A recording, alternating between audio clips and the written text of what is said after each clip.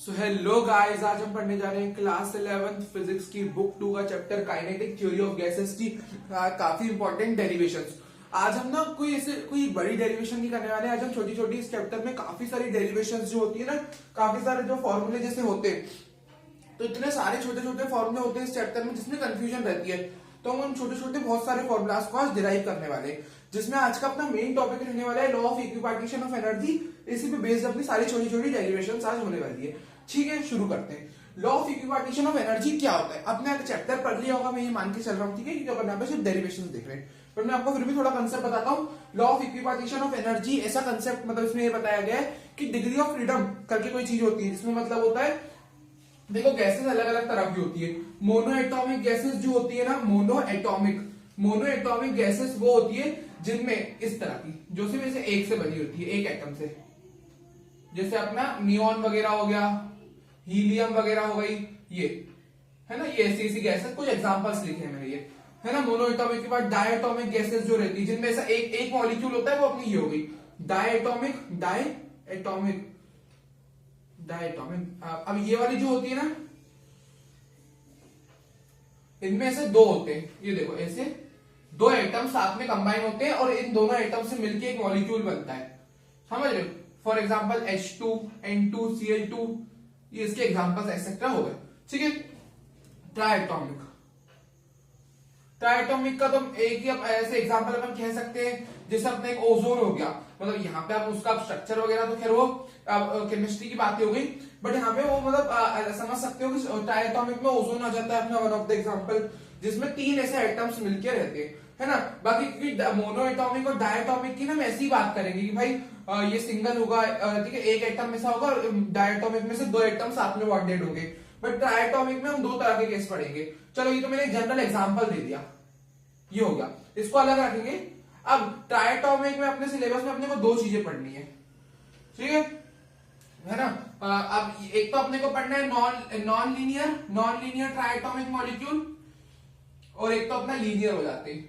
Non linear में कुछ इस तरह के ट्राइटॉमिक मॉलिक्यूल्स हो जाएंगे, 1 2 3, जो कुछ लीनियर के अलावा कोई दूसरे शेप में बॉन्डेड होंगे, जैसे तीन एटम्स ऐसे बॉन्डेड हो गए। और लीनियर में एकदम सीधी तरीके से तीनों एटम, लीनियर है तीनों एकदम सीधे, है ना।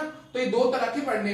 अब ये देखो, मैं आपको शॉर्ट में पहले टॉपिक बता रहा हूँ, मेन अपना काम डेरिवेशन का, बट मैंने सोचा आपको शॉर्ट में रिवाइज करा दूं, बाकी मैं मान के चल रहा हूँ आपने पढ़ा होगा ये सब, ठीक है। तो नॉन लीनियर वो होते हैं, मैं नहीं कह रहा हूँ ओजोन इनमें से कोई सा होगा, मतलब मैं आपको जनरल स्ट्रक्चर्स बना के बता रहा हूँ, जिनकी हमको डिग्री ऑफ फ्रीडम पता होनी चाहिए, ठीक है। मोनो एटॉमिक की डिग्री ऑफ फ्रीडम कितनी होती है?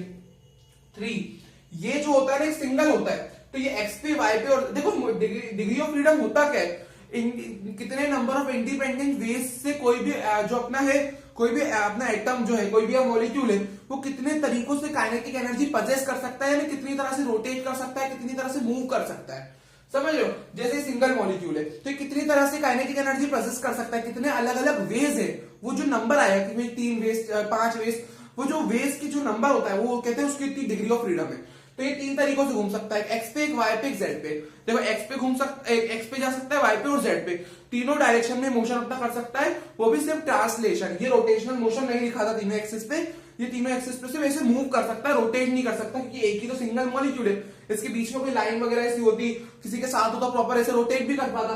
तो ये सब तीनों एक्सिस में ट्रांसलेशन मोशन कर पाता है, तीनों एक्सिस का एक्स वाई जेड। मैं यहाँ पे प्रॉपर बना के नहीं बता रहा हूँ, मैं आपको शॉर्ट में रिवाइज कर रहा हूँ, ठीक है, क्योंकि अपने को डेरिवेशंस करनी है। एक्स वाई जेड तीनों पे एक इसका ट्रांसलेशन है ना, ट्रांसलेशनल डिग्री ऑफ फ्रीडम। अब डायटॉमिक में क्या होता है, तीन तो ट्रांसलेशनल होगी, तीनों में ट्रांसलेशनल तो मूव करेगा, बट ये क्या करता है, मान लो ये एक्स एक्सिस के ऊपर ओवरलैप है, एक्स एक्सिस के ऊपर रखा हुआ है, तो ये वाई और जेड पे तो रोटेशनल कर पाएगा। अब जिस एक्सिस के ऊपर ये ऑलरेडी बैठा हुआ है, जैसे एक्सिस है, ये एक्स एक्सिस है, मान लो एक्स एक्सिस के ऊपर ये ऑलरेडी है, तो इसी एक्सिस के ऊपर तो रिवॉल्व रोटेट नहीं कर पाएगा, क्योंकि मोमेंट ऑफ इनर्शिया नहीं मिल पाएगा। भाई एक्सिस से जिस एक्सिस पे रोटेट कर रहा है उसको मतलब कुछ दूरी तो होनी चाहिए ना, मतलब मोमेंट ऑफ इनर्शिया। देखो रोटेशनल काइनेटिक एनर्जी के लिए मोमेंट ऑफ इनर्शिया होना चाहिए। अब मोमेंट ऑफ इनर्शिया कैसे मिलेगा, क्योंकि कोई दूरी तो है नहीं, उसमें रेडियस एक दूरी चाहिए रहती है ना, तो कुछ दूरी हो तभी मोमेंट ऑफ इनर्शिया बनती है। इसको यहाँ पे सफिशिएंट मोमेंट ऑफ इनर्शिया नहीं मिल पाता, या मतलब आप ऐसे दिमाग में लगाओ, ये अपनी एक्सिस पे ऐसे कैसे रोटेट कर पाएगा, इसको एक कोई दूरी चाहिए, मतलब एक मोमेंट ऑफ इनर्शिया चाहिए, एक रेडियस की दूरी चाहिए कुछ, जिससे वो रोटेट करता है। मोमेंट ऑफ इनर्शिया की जरूरत रहती है रोटेट करने के लिए, ठीक है। और रोटेट करने के लिए मोमेंट ऑफ इनर्शिया mr² यानी r ने कोई दूरी होनी चाहिए ना, तो इसकी खुद ही उसके ऊपर ही ओवरलैप है, तो ये रोटेट नहीं कर पाता। मतलब इन शॉर्ट ये मैंने आपको शॉर्ट में बताया, बाकी आपने डीप में अच्छे से पढ़ा होगा। ठीक है, अब आगे चलते हैं। अब ये हो गया, तो इसके कितने हो गए total degree of freedom, 3 translation. और रोटेशन मैंने बोला ये वाई और जेड पे ही दिखा पाएगा, अगर ये एक्स के ऊपर है तो एक्स वाली नहीं दिखा पाएगा, सिर्फ वाई और जेड दो, मतलब रोटेशन इसकी दो रहती है, 3 ट्रांसलेशन होती है। जिस पे ही एग्जिस्ट करता है उस पे रोटेशन दिखाता, दूसरी बाकी 2 पे दिखाता है, बाकी ट्रांसलेशन तो 3 होती है। डायटोमिक जो नॉन लीनियर होती है इसकी 6 होती है पूरी की पूरी। 6 क्यों? इसकी डिग्री ऑफ फ्रीडम 6 पूरी इसलिए होती है, मैं जो नंबर लिख रहा हूं डिग्री ऑफ फ्रीडम, तो इसकी 6 डिग्री ऑफ फ्रीडम है। ठीक है, इसकी 6 पूरी कैसे? 3 ट्रांसलेशन 3 रोटेशन, क्योंकि ट्रांसलेशन तो तीनों सब दिखाई देते हैं, सारे के सारे ट्रांसलेशन तो तीनों दिखा देते हैं। अब ये 3 मॉलिक्यूल से मिलकर बना है, तो ये अब इसकी तो कोई ऐसी तो चिंता तो है नहीं कि भाई हाँ इसके ऊपर पूरा ओवरलैप कर रहा है। अभी तो अच्छा ऐसा इसका एरिया अच्छा खासा ना, मतलब ये दूर दूर है पार्टिकल, तो वो कहीं कैसे ना कैसे करके रोटेट कर जाते हैं तीनों एक्सिस पे, है ना। कोई पार्टिकल ओवरलैप कर रहा होगा तो दूसरे की थोड़ी दूरी होगी, तो कहीं ना कहीं वो मतलब कहीं ना कहीं रोटेट कर जाएगा। ठीक है, रहेगा तीनों ट्रांसलेशन और तीनों रोटेशन पे कर देता है रोटेट, मतलब ट्रांसलेशनल तीनों मोशन और रोटेशनल पे भी तीनों एक्सेस पे कर देता, तो 6 हो जाती है, 3 6। बाकी लीनियर का तो सेम इसके जैसा है, डायटोमिक जैसा। लीनियर ट्राइटोमिक में क्या होता है, ट्रांसलेशन तीनों, रोटेशन ये भी 2 ही दिखाता है, जैसे ये होता है कि अपनी एक्सिस पे नहीं कर पाता, ये भी अपनी एक्सिस पे रोटेट नहीं कर पाता, बाकी 2 पे कर पाता है, और 3 ट्रांसलेशनल टोटल 5 होती है इसकी, 3 और 2 5। तो ये इनकी डिग्री ऑफ फ्रीडम होती है और ये इसका बेसिक मीनिंग होता है। अब हम डेरिवेशन की तरफ बढ़ेंगे, नोट कर लीजिए। ठीक है, अब इतना सफिशिएंट था अपनी डेरिवेशन के लिए, बाकी आप इसको जरूर डीप में पढ़िएगा, ठीक है, चैप्टर में, है ना। अब आगे चलते हैं, अपन को तो डेरिवेशन करनी है। अब अपन शुरू करते हैं law of equipartition of energy में बोला था, ये तो मैंने आपको डिग्री ऑफ फ्रीडम समझाया। अब पढ़ते हैं law of equipartition of energy, आप शुरू होगा। जैसे अपन ने पढ़ लिया डिग्री ऑफ फ्रीडम, तो law of equipartition of energy में यही बताया गया था कि हर एक डिग्री ऑफ फ्रीडम, है ना, जो एनर्जी होती है किसी भी मॉलिक्यूल के पास, जो एनर्जी होती है वो हर एक डिग्री ऑफ मतलब डिग्री ऑफ फ्रीडम में डिवाइडेड होती है। मतलब जो एनर्जी होती है वो हर एक डिग्री ऑफ फ्रीडम में 1/2 केवीटी जितनी होती है। यहाँ पे देखो energy is divided in all degree of freedom which is equal to 1/2 KVT. ठीक है, तो देखो अब यहाँ पे अपन देखते हैं। सबसे पहले जो एनर्जी होती है 1/2 केटी लिख लेते हैं। के का मतलब यहाँ है बोल्ट्जमैन कांस्टेंट, ये अपना न्यूमेरिकल वैल्यू होती है, कांस्टेंट होता है बोल्ट्जमैन्स कांस्टेंट। ठीक है, हाफ केटी जितनी एनर्जी हर एक डिग्री ऑफ फ्रीडम में बटी हुई रहती है। ठीक है, ये आपने पढ़ा होगा चैप्टर में। अब जो इसकी डेरिवेशन शुरू करने वाले हैं, ठीक है, कि भाई हमें कैसे कह सकते हैं कि हर एक डिग्री ऑफ फ्रीडम में इतनी ही एनर्जी से डिवाइडेड है। शुरू करते हैं। सबसे पहले वी नो दैट, अब इसकी अपन डेरिवेशन करने वाले हैं। सबसे पहले हम देखो अपने ने प्रेशर का फॉर्मूला पढ़ा था। प्रेशर का फॉर्मूला जो सबसे बड़ी डेरिवेशन है इस चैप्टर की, 1/3 रो एन वी बार का स्क्वायर, ऐसी थी रो एन वी स्क्वायर, जिसमें अगर मैं एन को 1 ले लू, मान लो एन, ये एन होता है नंबर ऑफ मॉलिक्यूल्स, इसको अगर मैं 1 ले लूं तो ये लेट कर लेते हैं 1 मॉलिक्यूल के लिए, तो ये हो जाएगा। ठीक है, तो ये इसका फॉर्मूला बन जाएगा ना, मतलब एनसीईआरटी में देखोगे तो आपको ये फॉर्मूला मिलेगा 1/3 mn v बार का स्क्वायर, जहां पे जो n होता है ना स्मॉल n, वो number of molecules per unit volume होता है। तो इसकी जगह मैं number of molecules per unit volume फिर से डाल दूंगा ना। यहाँ पे देखो ये वाला नीचे वाला v है वॉल्यूम, और ये अपनी वेलोसिटी है ना। बार लगाया तो एवरेज और स्क्वायर वाली वो सभी है ना। बाकी मैं आपको ये बताना चाह रहा हूं, अगर ये नीचे वाला वॉल्यूम है, डिनोमिनेटर वाला वॉल्यूम है, तो आप एक काम करिए, इस वॉल्यूम को m के नीचे ले आइए, मल्टीप्लाई में कर सकते हो, मास बाय वॉल्यूम डेंसिटी हो जाएगा रो एन वी बार स्क्वायर। तो n को 1 ले लिया और अपन ने ऐसे कर दिया। ठीक है, तो मतलब मैं बता रहा हूं आपको ये फॉर्मूला कैसे आया, तो ये फॉर्मूला मिल गया। अब ये फॉर्मूला अपन डिराइव करा हुआ है ना अपन। अब अपन मैं आपको ये बताना चाह रहा हूं कि चलो ये फॉर्मूला हो गया। अब काइनेटिक एनर्जी अगर मैं लिखना चाहूं तो कैसे लिख सकता हूं, चलो काइनेटिक एनर्जी लिख सकते हैं अपन 1/2 m v बार का स्क्वायर, मतलब ये वाली, मतलब मैं यहाँ पे ये वाली वेलोसिटी लेके चल रहा हूँ, स्क्वायर और बार वाली। अपन ने पढ़ा वीआरएमएस वेलोसिटी होती है रूट मीन स्क्वायर वेलोसिटी, कल उसके अपन फॉर्मूले वगैरह भी अच्छे से कल अपन वीआरएमएस को डिस्कस करेंगे। अभी आप देख लीजिए, आपने पढ़ा होगा चैप्टर में सब। ठीक है, अपन अब शुरू करते हैं। मतलब यहाँ पे जो वी वेलोसिटी है ना अपनी, ये कौन सी है, स्क्वायर और बार, मतलब इसमें रूट नहीं लगा, ये पूरी रूट मीन स्क्वायर नहीं है, इसकी मीन स्क्वायर वेलोसिटी है, रूट मीन इसमें रूट नहीं है। ठीक है, तो ये वो है एक तरह से एवरेज, और उसके अंदर मतलब इसका रूट मीन स्क्वायर 3 चीजें होती है, तो इसका मीन और स्क्वायर 2 ही चीजें, ऐसी वेलोसिटी है, समझ गए। अब मैं kinetic energy per unit volume निकालना चाहता हूं, है ना। यानी कोई भी मतलब kinetic energy per unit volume का मतलब होगा एनर्जी डेंसिटी, तो उसको मैं कैपिटल ई से डिनोट कर देता हूं इस रेशियो को। इसको मैं डिवाइड कर देता हूँ वॉल्यूम से, मास बाय वॉल्यूम डेंसिटी हो जाएगा। तो अब ये याद रखिएगा, ठीक है जी, ये मैंने kinetic energy per unit volume ये निकाला है। अब मेरा जो ये वाला फॉर्मूला है इसको देखिए, पी वाला फॉर्मूला, ये छोटी छोटी डेरिवेशन देखते जाना, जो मैं जो अंडरलाइन करता हूँ, डब्बे बना रहा हूँ, वो देखते जाना, पर मैं यही कह रहा हूँ, छोटी छोटी डेरिवेशन बहुत सारी है, ठीक है। चलो अगर आप यहाँ देखें तो मैं आपको ये बताना चाह रहा हूँ कि अब इसको देखिए 1/3 ये आ गई। अब मैं इसको फॉर्मूले को ऐसे आप नोट कर लीजिए। अब इसको ऊपर और नीचे आप 2 से मल्टीप्लाई कराइए। अपन मैं बोल रहा हूँ नए नए फॉर्मूले बना रहे हैं अपन, क्योंकि ये चैप्टर ही ऐसा है, बहुत सारे फॉर्मूले, बहुत सारे छोटे छोटे छोटे छोटे बहुत फॉर्मूले। तो अपन ने कुछ डिराइव कर चुके, मतलब कुछ चीजें अपनी पढ़ी इस चैप्टर की, है ना। बाकी आपने चैप्टर पढ़ा होगा पूरा। तो यहाँ पे लेकिन जो बीच में छोटी छोटी डेरिवेशन आती है वो अलग से थोड़ी दिक्कत देगी, तो उनको अपन डिस्कस कर रहे हैं, ठीक है। तो चलो अब ये वाले 2 को क्या करिए, ये देखो 1/3 है और न्यूमरेटर वाले 2 को इससे मल्टीप्लाई, देखो ऊपर नीचे कर सकते हो, कट नहीं हो जाएगा। 2 से 1 को मल्टीप्लाई करो 2/3 हो जाएगा, रो v स्क्वायर, ये हो जाएगी वेलोसिटी। और मेरा क्या बचा, ये मतलब एक सेकेंड, इसको ऐसे लिख लेते हैं, एक सेकेंड। अब एक काम करिए ना, ये 2/3 लिख लीजिए, इसको एक सेकेंड, एक काम करिए 1/2 लिख लीजिए, ठीक है। तो मैंने क्या क्या यूज कर लिया, ये 1 यूज कर लिया, 2 यूज कर लिया और ये यूज कर लिया, बचा क्या 2/3 बचा, तो ये 2/3 आ गया।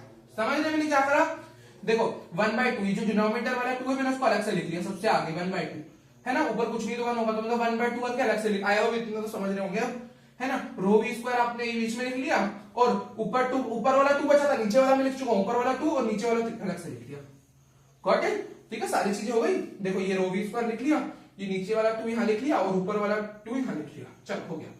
अब 2/3 और ये मेरी एक्सप्रेशन अगर आप ध्यान से देखो 1/2 रो, ये वाली जो ये एक्सप्रेशन है ये कैपिटल ई के बराबर है ना, ये रेशियो है ना एनर्जी का, kinetic energy per unit volume का, तो ये रेशियो है, तो मैं इसकी जगह ई लिख सकता हूं। तो ये मैंने एक रिलेशन बना ली, जो अपनी प्रेशर, ये क्या होता है, पी यानी प्रेशर होता है, प्रेशर और इस एनर्जी, यहाँ पे जो एनर्जी वो kinetic energy per unit volume है, क्योंकि मेरा ई क्या है, kinetic energy per unit volume, तो ये भी एक रिलेशन बन जाती है, नोट कर लीजिए। चलो आगे देखते हैं। अब इसी की मदद से अपन प्रूव करने वाले हाफ केटी कैसे आया, चलो देखते हैं। हाफ केटी को अपन डिराइव करते हैं ना, फॉर्मूला आ गया था पोटेंशियल सॉरी प्रेशर का 2/3 टाइम्स ऑफ ई, ठीक है ठीक है। अपन ने नंबर ऑफ मोल्स का एक फॉर्मूला पढ़ के रखा है केमिस्ट्री में, विच इज ये n/Na। अब इसका मतलब समझो, n यहाँ पे मतलब होता है नंबर ऑफ मॉलिक्यूल्स। केमिस्ट्री में आपने ऐसा पढ़ा होगा number of particles upon Avogadro number, ये वाले फॉर्मूले में ये एवोगाड्रो नंबर होता है ना, 6.022 × 10⁻23 है ना। अब ये ऊपर number of molecules, number of particles chemistry में सॉल्व करा है मैंने फर्स्ट चैप्टर में, तो कुछ भी आ सकता है यहाँ पे, लेकिन यहाँ पे अपना number of molecules, number of particles, वो सारी चीजें रहती थी यहाँ पे, लेकिन यहाँ पे अपन नंबर ऑफ मॉलिक्यूल्स लेके चलते हैं, और नीचे एवोगाड्रो नंबर, एक फॉर्मूला एग्जैक्ट अपन ने केमिस्ट्री में पढ़ा है, ये नंबर ऑफ मोल्स का फॉर्मूला होता है, ठीक है। ये फॉर्मूला देख लीजिए, ठीक है, ये अपना। और एक और फॉर्मूला जो अपने को यहां पढ़ना है, आर बराबर मेरा केबी इंटू एनए होता है, केबी मतलब केबी मेरा केबी मतलब केबी समझ लो या के समझ लो, केबी यानी बोल्ट्जमैन कांस्टेंट, केबी यानी बोल्ट्जमैन कांस्टेंट, आप जैसे चाहो उसको डिनोट कर सकते हो। तो के इंटू एनए, के मेरा Boltzmann constant, NA Avogadro number, ये भी एक फॉर्मूला होता है, दोनों नोट कर लीजिए आप, ठीक है। अब ये मैं आपको ये बताना चाह रहा हूं, यहां से आप एक काम करिए, एनए की वैल्यू निकालिए, एनए यहां से आपका आ जाएगा R/K के बराबर, नहीं एक सेकंड, एक काम करते ना, यहां से निकालो ना एनए की वैल्यू, वो इजी, मतलब अपने को ऐसा करना है, यहाँ पे वहां से निकालनी है एनए की वैल्यू, क्योंकि अपन डेरिवेशन करने जा रहे हैं, तो उसकी स्टेप में ये है कि एनए की वैल्यू यहां से निकालिए आप, है ना। तो क्या हो जाएगा n/n, कैपिटल n/स्मॉल n, निकाल लीजिए, उसको यहां डालिए, है ना, एनए की वैल्यू को, तो के एनए की वैल्यू कैपिटल n/स्मॉल n। अब यहां पे ये डेरिवेशन में अपने कंडीशन लेके चलते हैं कि नंबर ऑफ मॉलिक्यूल्स, ऊपर वाला यानी नंबर ऑफ मॉलिक्यूल्स, नीचे नंबर ऑफ मोल्स, ये let both of them be equal to 1, है ना, ये लेट करा है अपन ने, कर सकते हैं अपन यहाँ पे, तो पूरा 1 हो गया, तो 1 × के, तो यहाँ पे मेरी कंडीशन, स्पेशल कंडीशन के अंतर्गत मेरा गैस कांस्टेंट और बोल्ट्जमैन कांस्टेंट बराबर आ गए, देख लीजिए, देखो ये कंडीशन यहाँ पे आ जाती है, ठीक है। अब ये प्रूव हो गया। अब अगर आप ये ध्यान से देखो तो मैं इस फॉर्मूले को थोड़ा ऊपर करके ऐसे लिख सकता हूँ, ये क्या था अपना, kinetic energy per unit volume था कि नहीं था, इसको आपको मैंने अच्छे से बताया, मतलब इसको मैंने बोला भी था कि kinetic energy per unit volume है, मतलब मैं चाहता तो के ई लिख देता, लेकिन मैंने ई लिखा है, ई यानी काइनेटिक एनर्जी नहीं, उसका रेशियो विद वॉल्यूम, मैंने उसको एक जनरलाइज्ड टर्म के ई कह दिया था, है ना। ठीक, चलो अब मैं क्या करता हूँ, वी को वहां ले जाता हूँ, वी मल्टीप्लाई में उधर जाके, मतलब इधर डिवाइड में उधर जाके मल्टीप्लाई में, 2/3 टाइम्स ऑफ काइनेटिक एनर्जी, ठीक है, ये देख सकते हो नहीं। ओके, सो आप क्या लिख सकते हो, पीवी बराबर एनआरटी लिख सकते हो यहाँ पे। आइडियल गैस इक्वेशन, अब इसको आगे अपन आइडियल गैस की मदद से, मतलब आइडियल गैस इक्वेशन अगर मैं लिखना चाहूँ तो वहां पे उसकी हेल्प लेंगे अपन आइडियल गैस इक्वेशन की। N1 ले लो, for number of moles equals to 1, PV is equal to RT। R को मैं क्या लिख सकता हूँ, K, मैंने अभी K के बराबर R को प्रूव कर दिया, तो PV बराबर KT होता है। ये कंडीशन याद रखना, PV बराबर KT होता है। अब हम क्या कर रहे हैं, यहाँ पे law of equipartition of energy को प्रूव कर रहे हैं, है ना, पूरा प्रूव कर रहे हैं। PV की वैल्यू मैंने KT निकाल ली, लिख सकते हैं 2/3 काइनेटिक एनर्जी। मुझे काइनेटिक एनर्जी की वैल्यू चाहिए यहाँ पे, तो वो मेरा बराबर हो जाएगा 2/3 को वहां ले जाओ, है ना, तो 2/3 इंटू में तो डिवाइड में चला जाएगा, KT डिवाइडेड बाय 2/3 ऊपर ले जाओ, पलट जाएगा फ्रैक्शन 3/2/KT। और यहाँ पे ध्यान से देखना, अब मैं आपको ये बताना चाहूँ 3 जो है ना मेरा 3 यहाँ पे डिग्री ऑफ फ्रीडम, शॉर्ट में लिख रहा हूँ, डिग्री ऑफ फ्रीडम को रिप्रेजेंट कर रहा है फॉर मोनो एटॉमिक। अपन ने अभी पढ़ किया मोनो एटॉमिक के लिए डिग्री ऑफ फ्रीडम मेरी 3 होती है। तो यहाँ पे आप कह सकते हो ये मेरा फॉर्मूला जनरलाइज उसके लिए है फॉर मोनो एटॉमिक के लिए। बट मैं यहाँ पे मन से ये भी लिख सकता हूँ कि भाई अगर यहाँ पे 3 आ रहा है, 3 is nothing but degree of freedom, तो मैं जनरलाइज फॉर्मूला बनाना चाहूँ तो मैं ऐसे लिख सकता हूँ जनरलाइज फॉर्मूला बनाने के लिए कि काइनेटिक एनर्जी मेरी बराबर आ गई F/2 KT के। F यानी डिग्री ऑफ फ्रीडम, है ना, F यानी डिग्री ऑफ फ्रीडम। हमको पता चल गया 3 देखिए कि 3 is nothing but degree of freedom. But if I want to make a generalize formula, मैं 3 की जगह F लिख सकता हूँ, F यानी डिग्री ऑफ फ्रीडम। अब कुछ भी हो सकता है, कुछ कर लो, तो F मेरा डिग्री ऑफ फ्रीडम, है ना, ये देख लीजिए। अब इतना नोट कर लीजिए। अब अगर आप यहाँ ध्यान से देखो, मैं यहाँ पर क्या रफ करूँ, ये रफ कर देते, है ना, यहाँ पे जो डिग्री ऑफ, ये जो law of equipartition of energy की डेफिनेशन होती है उसमें बताया गया, मैंने आपको बताया ना, तो मैंने क्या बताया अभी आपको डेफिनेशन के हिसाब से कि यहाँ पे डिग्री ऑफ फ्रीडम एक की हम बात करते हैं कि हर एक डिग्री ऑफ फ्रीडम में कितनी एनर्जी बटी हुई रहती है। तो अपन बात करते हैं कि हर एक डिग्री ऑफ फ्रीडम में कितनी एनर्जी बटी हुई है। तो हम ये बात करते हैं कि भाई हर एक डिग्री ऑफ फ्रीडम के लिए एनर्जी हाफ KT के बराबर होती है। हर एक कहता हूं ना मैं, तो मैं यहाँ पे वन डिग्री ऑफ फ्रीडम की बात करी जाती है इस टॉपिक में, तो मैं F की जगह 1 डाल सकता हूँ। For F is equal to 1, तभी तो हम कहते हैं, हम बात करते हैं ना कि हर एक डिग्री ऑफ फ्रीडम में कितनी एनर्जी बची हुई है। तो भाई काइनेटिक एनर्जी, जहां पे बात ही काइनेटिक एनर्जी की करते कि मतलब काइनेटिक एनर्जी की बात करते हैं कि भाई डिग्री ऑफ फ्रीडम में बोलते थे कि हर एक डिग्री ऑफ फ्रीडम होता है, पार्टिकल कितनी तरह से काइनेटिक एनर्जी को प्रोसेस कर सकता है। ठीक है, हम बात जान गया काइनेटिक एनर्जी की करते हैं। अब वो काइनेटिक एनर्जी किस मतलब हर एक डिग्री ऑफ फ्रीडम में कितनी बटी हुई रहती है, हाफ KT। तो F में 1 ले सकता हूं, ठीक है, क्योंकि हम यहाँ बात करते हैं 1 डिग्री ऑफ फ्रीडम की, हर एक डिग्री ऑफ फ्रीडम में कितनी है, तो ये मेरा आ जाएगा 1/2 KT।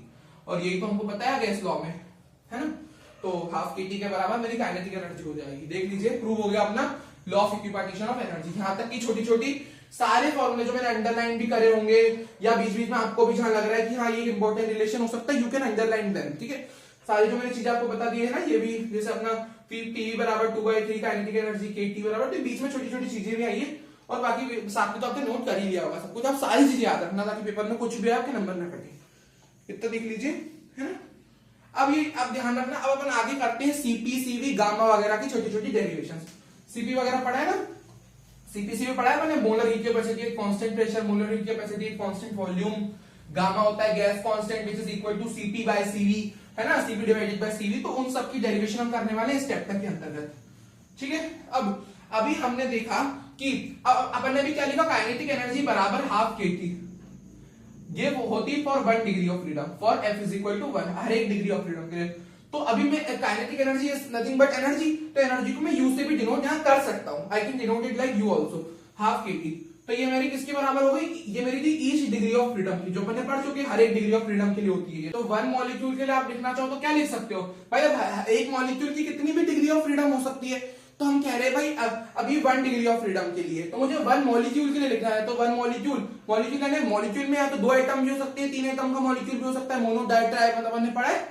तो यहाँ पे 1 मॉलिक्यूल के हम कह रहे हैं कि उसके पास F डिग्री ऑफ फ्रीडम रही होगी, तो मैं उसको F/2 KT लिख सकता हूँ। समझे अब मैं क्या कहना चाह रहा हूँ, 1/2 यानी यहाँ पे 1 का मतलब है डिग्री ऑफ फ्रीडम। अब मैं एक मॉलिक्यूल के लिए लिख रहा हूँ, मुझे नहीं पता कि उस मॉलिक्यूल के पास कितनी डिग्री ऑफ फ्रीडम है, तो it can be F degree of freedom 1 2 3 कुछ भी हो सकता है। अपन ने मतलब जैसे पढ़ा ना, मोनो होगा तो 3 होगी, डाई होगा तो 5 होगी, तो वो सारी मतलब ऐसी वैल्यूज। ठीक है, तो F की वैल्यू कुछ भी हो सकती है फॉर 1 मॉलिक्यूल, अब उसकी जितनी भी डिग्री ऑफ फ्रीडम रही होगी, वैसा कह रहा हूं मैं। ठीक है, ठीक है, अब ये 1 मॉलिक्यूल हो गया। U फॉर Na मॉलिक्यूल क्या होगा, अब एक का पता है, ज्यादा ना निकालना है, मल्टीप्लाई कर लो, है ना। एक मॉलिक्यूल का ये है Na मॉलिक्यूल, Na यानी एवोगाड्रो नंबर जितने molecule, which is 6.022 into 10 to the power 23, Na से मल्टीप्लाई कर लो, F/2 Na और Kt।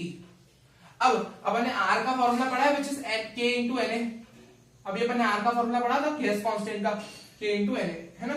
अब बस यहाँ पे Na मॉलिक्यूल, अब Na मॉलिक्यूल को देखो ऐसे लिख लो, जो पहले Na मॉलिक्यूल है एवोगाड्रो नंबर, Na है Avogadro number, Na into K मेरा क्या है, Na इंटू K मेरा R है, F/2RT। अब अपने केमिस्ट्री में पढ़ा है एक मोल के अंदर Na मॉलिक्यूल्स ही होते हैं, यही तो एवोगाड्रो लॉ में बताया था। मतलब एवोगाड्रो जो साइंटिस्ट है उन्होंने बताया था कि एक नंबर ऑफ मतलब नंबर ऑफ मोल्स, एक मोल में Na मॉलिक्यूल्स होते हैं, मतलब Na इतनी एंटिटीज होती है 6.02 जितनी। तो Na मॉलिक्यूल कंस्टिट्यूट्स 1 मोल, है ना, क्योंकि एक मोल में Na एंटिटीज होती है ना। तो ये एक मोल के लिए हो जाएगा अपना फॉर्मूला F/2RT। इसको Na मॉलिक्यूल के लिए कह लो या अपना 1 मोल के लिए कह लो। ये मेरा ये छोटे छोटे फॉर्मूले हैं, ठीक है, आप सब नोट करते चलिएगा, ठीक है। अब 1 मोल के लिए आ गया, तो अगर मुझे n मोल के लिए चाहिए, एक को पता है ज्यादा का निकालना है, फिर से मल्टीप्लाई कर दो F/2 nRT, है ना, n से मल्टीप्लाई कर दिया, तो ये मेरा F/2 nRT आ गया फॉर Na मोल। अब ये delta U for n moles आ गया, मतलब, है ना। अब वही मैं अब ये सारे फॉर्मूले पहले तो आप नोट कर लीजिए, है ना, कि अपने इतने सारे फॉर्मूले छोटे छोटे बनाए, अब और फॉर्मूले अपन बनाते हैं यहां से, ठीक है। अब आगे अपन देखते हैं क्या करना है अपने को। F/2 nRT मैंने निकाली u की वैल्यू, u फॉर n मोल, मैंने u फॉर n मोल अभी कितना निकाल दिया, F/2 nRT। अब अगर मैं इसको डेल्टा के फॉर्म में लिखना चाहूं, तो मैं डेल्टा का यहां पे लगाऊंगा, तो मुझे t पे भी डेल्टा लगाना पड़ेगा, तो मैं इसको डेल्टा के फॉर्म में डिनोट कर सकता हूं, उसी फॉर्मूले को जो मैंने अभी u फॉर n मोल निकाला F/2 nRT, उसी को मैंने डेल्टा के फॉर्म में डिनोट कर दिया F/2 nR डेल्टा t, है ना, डेल्टा के फॉर्म में। यहाँ पे आप याद रखना है डेल्टा फॉर n मोल है ना, डेल्टा यू n मोल के लिए था ना, पढ़ा अपन ने, ठीक है। मैं ये बता रहा था ना n मोल के लिए आप अपन ने ये फॉर्मूला बनाया है, ठीक है, n मोल के लिए। चलो आगे करते हैं F/2 nRT, ये अपना फॉर्मूला हो गया। अब डेल्टा यू का हमने एक और फॉर्मूला पढ़ा है which is equal to NCV delta T, thermodynamics में पढ़ा है अपन ये formula, NCV delta T, delta U का ये फॉर्मूला होता है NCV डेल्टा टी। अब ये जो फॉर्मूला होता है, इस फॉर्मूले के हिसाब से ये भी डेल्टा यू का फॉर्मूला, ये भी डेल्टा यू का फॉर्मूला, तो I can equate both of them, उनके आरएचएस एलएचएस सेम है, आरएचएस को इक्वेट कर देते हैं, F/2 nR डेल्टा टी, यहां से मेरा फॉर्मूला इक्वेट कर दीजिए NCV डेल्टा टी। क्या क्या कैंसिल हो रहा है, n से n कैंसिल हो रहा है, डेल्टा टी से डेल्टा टी, तो यहां से मेरा CV की वैल्यू आ गई FR/2। काफी इंपॉर्टेंट फॉर्मूला, नोट कर लीजिए, काफी इंपॉर्टेंट। अब यहीं से अपन ने मेयर्स फॉर्मूला की डेरिवेशन करी है ना। मेयर्स फॉर्मूला क्या होता है, Cp minus Cv is equal to R। यहां से Cv की वैल्यू डाल के मैं Cp निकाल सकता हूं, Cv मेरा कितना है FR/2, ये R के बराबर। Cp निकाल लेते हैं यहां से R प्लस FR/2। R अगर मैं यहां से कॉमन ले लूं तो Cp मेरा आ जाएगा R कॉमन 1 प्लस F/2, तो ये Cp का फॉर्मूला आगे नोट कर लीजिए, काफी इंपॉर्टेंट है ना, है ना। मैंने कुछ नहीं करा, Cv निकाल लिया, डेल्टा यू का ये फॉर्मूला पीछे निकाला अपन ने, ठीक है, फॉर n मोल्स, और मैंने उसको NCV डेल्टा टी से इक्वेट करके Cv निकाल लिया, सिंपली Cv आ गया। Cp minus Cv is equal to R से मैंने ये भी निकाल दिया Cp, सही है ना, ठीक है। अब इसको लिख लीजिए, अपन गामा निकालते हैं, Cp आ गया, Cv आ गया, तो मैं गामा निकाल सकता हूं, यहां पे निकाल लेते हैं साइड में। Gamma is nothing but the ratio of molar heat capacity at constant pressure and molar heat capacity at constant volume. तो डाल दीजिए वैल्यू, Cp मेरा कितना आया, Cp मेरा आया FR/2, नहीं Cp वो आया R। अब इसको अपन ऐसे लिख लेते हैं ना, ऐसे भी समझ सकते हो आप, वापस चाहो तो ये फॉर्मूला भी Cp का ही होगा, मतलब इसको भी आप समझ सकते हो ना, है ना। तो Cp का फॉर्मूला अपन डाल देते हैं यहाँ पे, चलो वही वाला डाल देते हैं ना, R कॉमन है तो कैंसिल हो जाएगा, तो R1 मतलब इसमें भी R है उसमें भी, तो कैंसिल हो जाएगा, ये आ गया Cp, नीचे Cv मेरा FR/2, फ्रैक्शन पलट जाएगा, फ्रैक्शन के नीचे फ्रैक्शन है तो गामा आ जाएगा मेरा R। सिंपली इसको मैं अगर सॉल्व करूं तो ये मेरा आ जाएगा 2/FR, R से R कैंसिल, 2 को अंदर मल्टीप्लाई करा देते हैं, 2 प्लस F/2, नहीं 2 को कैसे मल्टीप्लाई करेंगे, ये पूरा 2/F बचा ना बाहर, सॉरी, तो अगर आगे अपन आगे सॉल्व करें ये ऐसा बचा 2/F, सही है। चलो इसको आगे सॉल्व कर लेते हैं हम, अब आगे इसको यहां कर लेते हैं सॉल्व, यहां से अपना गामा आ जाएगा,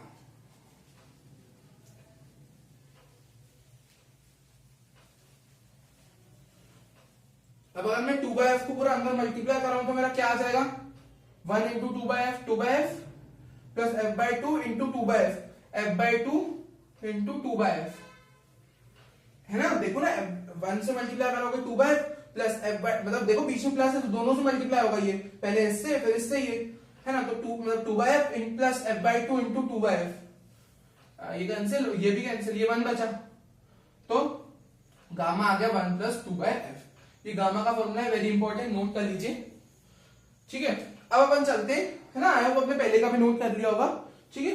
अब अपन ये गामा आ गया, अब अपन एक टेबल बना लेते हैं, फिर अपना कंप्लीट हो जाएगा।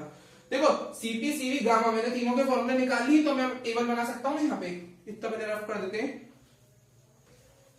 तो मेरा गामा कितना आ गया 1 plus 2 by F, gamma is 1 plus 2 by F. देखो गामा मेरा आ गया 1 प्लस 2 बाय एफ। भाई मेरा सीपी कितना आ गया, सीपी मैंने निकाला था विच इज इक्वल, मतलब सीपी आया था अपना आर 1 प्लस एफ बाय 2, सही है, और मेरा सीवी आया था एफ आर बाय 2।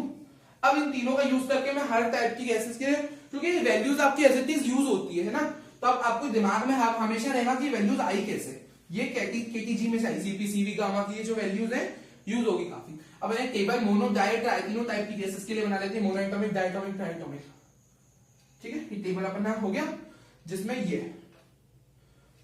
यहाँ पे अपन गैस कौन सी वाली गैस है वो लिख लेंगे, उसकी सीपी सीवी गामा तीनों की वैल्यू निकाल लेते हैं, ठीक है। यहाँ पे अपन गैस कौन सी है वो लिख लेंगे, गैस का टाइप लिख लेंगे, मतलब जो भी मतलब है ना अपना मॉलिक्यूल है किस टाइप का है। पहले अपन लिख लेते हैं मोनोएटॉमिक, शॉर्ट में लिख रहा हूं, फिर डायटोमिक, फिर तीसरा हो जाएगा ट्राइएटॉमिक, ठीक है। अब ट्राइएटॉमिक में दो आ जाएंगे, लीनियर नॉन लीनियर। तो पहले सीपी निकाल लेते हैं, फिर मतलब पहले हाँ सीपी, पहले सीवी निकाल लेते हैं, सीवी सीपी और गामा, पहले सीपी निकाल लेते हैं, चलो फिर वो रेशियो बनाने में आसानी रहेगी, सीपी सीवी गामा। देखो सीपी अपन निकालना है, अब अपने को कुछ नहीं करना, बस एफ की वैल्यूज डालनी है। मोनो के लिए एफ की वैल्यू डिग्री ऑफ फ्रीडम 3 होती है, अपने पढ़ा। डाई के लिए 5 होती है। ट्राई के लिए पहला केस होगा लीनियर मैं शॉर्ट में लिख रहा हूं लीनियर, तो उसके लिए कितनी थी, उसके लिए 5 थी। और जो नॉन लीनियर था इसके लिए, नॉन लीनियर के लिए 6 थी, सही है, ये होगा। अब इनमें वैल्यूज डाल देते हैं। सीपी निकालना चाहूं मैं इसके लिए, तो सीपी सॉल्व करिए। आर यहां पे मैं साइड में सॉल्व करके बता देता हूं ना। सीपी मैं सीपी फॉर मोनोएटॉमिक निकाल रहा हूं, तो आर की वैल्यू आर तो आर रहेगा, मतलब इसके लिए 3 होता है ना, डिग्री ऑफ फ्रीडम। अंदर एलसीएम ले लीजिए नीचे, तो एलसीएम लेंगे 2 + 3 और बाहर आर चल रहा है तो 5r/2। तो मेरी इसकी सीपी की वैल्यू आ गई 5r/2। सीपी की वैल्यू निकालो fr/2। सीपी तो आसान है, एफ की वैल्यू 3 होती है इसके लिए, तो 3r/2, ठीक है। गामा निकालो, इन दोनों को डिवाइड, अब गामा आप डायरेक्ट फॉर्मूले से भी निकाल सकते हो और इन दोनों को डिवाइड भी कर सकते हो, क्योंकि सीपी बाय सीवी भी गामा होता है। अब इस फॉर्मूले से निकालना चाहो तो गामा मोनो के लिए कितना आ जाएगा 1 + 2/3, है ना, तो which is equal to 5/3 LCM आ जाएगा, ये 2 5/3, यहाँ पे ये 5/3 के बराबर आ जाएगा 5/3। अब इनको आप डिवाइड भी कर देते 5r/2। मैं आपको एक करके बताता हूँ कि दोनों के आंसर सेम ही आते हैं। ये तो आप एक काम अगर आप एक करोगे तो 5r/2 इंटू 2/3r, 2 से 2 कटा, r से r कटा, देखो 5/3 आया कि नहीं, तो दोनों में सेम आता है। मैं आपको ये बताना चाहता था, बाकी अपन किसी एक से कर लेते हैं, बात वो एक ही रहेगी। डायटोमिक के लिए अपना f 5 रहता है, तो f की वैल्यू 5 डाल दो यहाँ पे, तो 1 + 5/2 कितना हो जाएगा 1 + 5/2, 5/2 होता है ना, 5/2 में 2.5 होता है। तो चलो अपन यहाँ पे पहले बता के कर लेते हैं सॉल्व, कैलकुलेशन है ना। चलो अच्छा मैं गामा का फॉर्मूला बता दिया, विच इज गामा क्या था 1 + 2/f। अब आगे अगर अपन सॉल्व करें, चलो अब इसके लिए मैं क्या कितना निकाल सकता हूँ सीपी की वैल्यू, इसके लिए निकालूंगा सीपी, तो आर और इसके लिए 5 होता है, डायटोमिक के लिए निकाल रहा हूं, ठीक है जी। तो अंदर एलसीएम ले लो, 2 + 5 7r/2, 7r/2, इसमें लिख दो 7r/2, ठीक है 7r/2। अब यहाँ पे सीवी निकालना चाहो तो क्या निकलेगा, सीवी निकाल लेते हैं। सीवी यहाँ पे fr/2 होता है ना नॉर्मल, तो 5r/2 आ जाएगा सिंपली 5r/2, ठीक है। इसके लिए 5 होता है। गामा निकाल लो, दोनों को डिवाइड कर लो, डिवाइड करके निकाल लेता हूं, अब उसके फॉर्मूले से भी वही आंसर आएगा, आप करके देख लीजिएगा, ठीक है जी, वो एक ही बात है, करो सॉल्व, है ना। तो 7r/5r, 2 से 2 कट जाएगा, r से r कैंसिल है ना, देखो इसे ले जाओ 7r/2 इंटू 2/5r, ऊपर पलट जाएगा 7/5 आ रहा है, करके देख लीजिएगा ना, 7/5 आएगा ऐसे। अब ट्राइएटॉमिक के लिए देखो F5 है, इसके लिए भी F5 है, तो ये सेम डायटोमिक के लिए भी 5 था, तो सारी वैल्यू सेम हो जाएगी भाई। डायटोमिक की लीनियर के लिए सारी वैल्यू तो सेम ही आ रही है ना, सेम आ रही सारी वैल्यूज। तो मैं इसके लिए सीपी, देखो इसके दो पार्ट है, तो इसके लिए सीपी देखो, इसके लिए भी एफ की वैल्यू 5 है ना, बाकी सारी चीजें तो कांस्टेंट है, तो इसके लिए 7r/2 होगा, इसके लिए सारी वैल्यू सेम आ जाएगी। फिर इसके लिए सारी वैल्यू क्या आ जाएगी, गामा, गामा कितना आएगा इसके लिए, CP/C वो भी सेम आएगा। यहाँ पे बदलेगा, एफ की वैल्यू 6 आ जाएगी यहाँ पे, है ना। एफ की वैल्यू यहाँ पे अगर 6 आ गई तो सब चेंज हो जाएगा। चलो जल्दी से इसको भी कर लेते हैं, कंप्लीट हो जाएगा फिर अपना। एफ की वैल्यू 6 आ जाएगी, चलो ये तो FR/2 है, तो ये कितना आ जाएगा 6r/2 यानी 3r, ये तो मेरा 3r आ जाएगा। और सिंपली ये कितना आ जाएगा CPR 1 + 6/2 इज नथिंग बट, ये कैंसिल होके 4r आ जाएगा, है ना, तो इसकी जगह 4r आ जाएगा। अब अगर मैं CP/CV करना चाहूं तो 4r/3r, 4r/3r आप कर दो तो मेरा 4/3 के बराबर आ जाएगा, r से r कैंसिल। ये पूरा टेबल आप बना लीजिए, नोट कर लीजिए अच्छे से, ठीक है। तो कंप्लीट होती है अपनी सारी डेरिवेशंस आज की, ये काफी सारी छोटी छोटी डेरिवेशंस थी, कल कुछ और हम देखने वाले हैं, ठीक है। तो बढ़िया से प्रिपेयर कर लीजिएगा। Thank you for watching this video, please do like share and subscribe the channel. Bye bye.